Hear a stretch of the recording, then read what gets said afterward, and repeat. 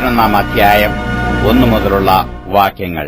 പിന്നെ ദണ്ണുപോലെയുള്ള ഒരു കോൽ എന്റെ കയ്യിൽ കിട്ടി കൽപ്പന ലഭിച്ചത്, നീ എഴുന്നേറ്റ് ദൈവത്തിന്റെ ആലയത്തെയും യാഗപീഠത്തെയും അതിൽ നമസ്കരിക്കുന്നവരെയും അളക്കുക. ആലയത്തിന് പുറത്തുള്ള പ്രാകാരം അളക്കാതെ വിട്ടേക്ക, അത് ജാതികൾക്ക് കൊടുത്തിരിക്കുന്നു. അവർ വിശുദ്ധ നഗരത്തെ 42 മാസം ചവിട്ടും.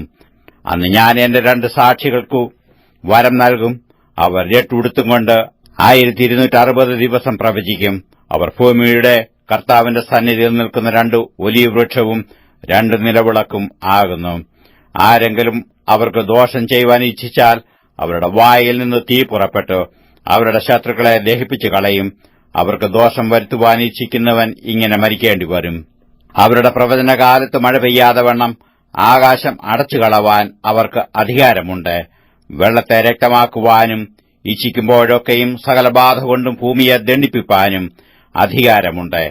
അവർ തങ്ങളുടെ സാക്ഷ്യം തികച്ച ശേഷം ആഴത്തിൽ നിന്ന് കയറി വരുന്ന മൃഗം അവരോട് പടവെട്ടി അവരെ ജയിച്ചു കൊന്നുകളയും. അവരുടെ കർത്താവ് ക്രൂശിക്കപ്പെട്ടതും ആത്മീകമായി സൊദോം എന്നും മിസ്രയീം എന്നും പേരുള്ളതുമായ മഹാനഗരത്തിന്റെ വീതിയിൽ അവരുടെ ശവം കിടക്കും. സകല വംശക്കാരും ഗോത്രക്കാരും ഭാഷക്കാരും ജാതിക്കാരും അവരുടെ ശവം 3.5 ദിവസം കാണും. അവരുടെ ശവം കല്ലറയിൽ വെപ്പാൻ സമ്മതിക്കേയില്ല. ഈ പ്രവാചകന്മാർ ഇരുവരും ഭൂമിയിൽ വസിക്കുന്നവരെ ദണ്ഡിപ്പിച്ചതുകൊണ്ട് ഭൂവാസികൾ അവർ നിമിത്തം സന്തോഷിച്ചു ആനന്ദിക്കുകയും അന്യോന്യം സമ്മാനം കൊടുത്തയക്കുകയും ചെയ്യും. 3.5 ദിവസം കഴിഞ്ഞ ശേഷം ദൈവത്തിൽ നിന്ന് ജീവശ്വാസം അവരിൽ വന്നു. അവർ കാലൂന്നി നിന്ന് അവരെ കണ്ടവർ ഭയപരവശരായി തീർന്നു. ഇവിടെ കയറി വരുവീൻ എന്ന് സ്വർഗ്ഗത്തിൽ നിന്ന് ഒരു മഹാശബ്ദം പറയുന്നത് കേട്ടു. അവർ മേഘത്തിൽ സ്വർഗ്ഗത്തിലേക്ക് കയറി അവരുടെ ശത്രുക്കൾ അവരെ നോക്കിക്കൊണ്ടിരുന്നു. ആ നാഴികയിൽ വലിയൊരു ഭൂകമ്പമുണ്ടായി. നഗരത്തിൽ 10 ഇടിഞ്ഞു വീണു. ഭൂകമ്പത്തിൽ 7000 പേർ മരിച്ചുപോയി. ശേഷിച്ചവർ ഭയപരവശരായി സ്വർഗ്ഗത്തിലെ ദൈവത്തിന് മഹത്വം കൊടുത്തു. 2ാമത്തെ കഷ്ടം കഴിഞ്ഞു. 3ാമത്തെ കഷ്ടം വേഗം വരുന്നു. 7ാമത്തെ ദൂതൻ ഊതിയപ്പോൾ ലോകരാജ്യത്വം നമ്മുടെ കർത്താവിനും അവന്റെ ക്രിസ്തുവിനും ആയിത്തീർന്നിരിക്കുന്നു.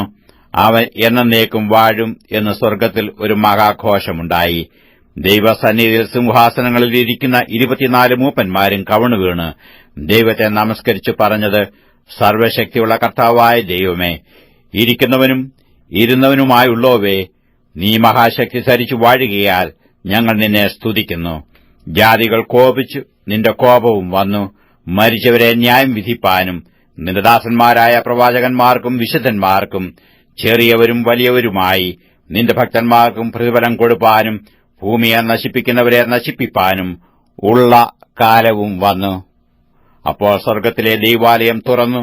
അവന്റെ നിയമപ്പെട്ടകം അവന്റെ ആലയത്തിൽ പ്രത്യക്ഷമായി. മിന്നലും നാദവും ഇടിമുഴക്കവും ഭൂകമ്പവും വലിയ കന്മഴയും ഉണ്ടായി.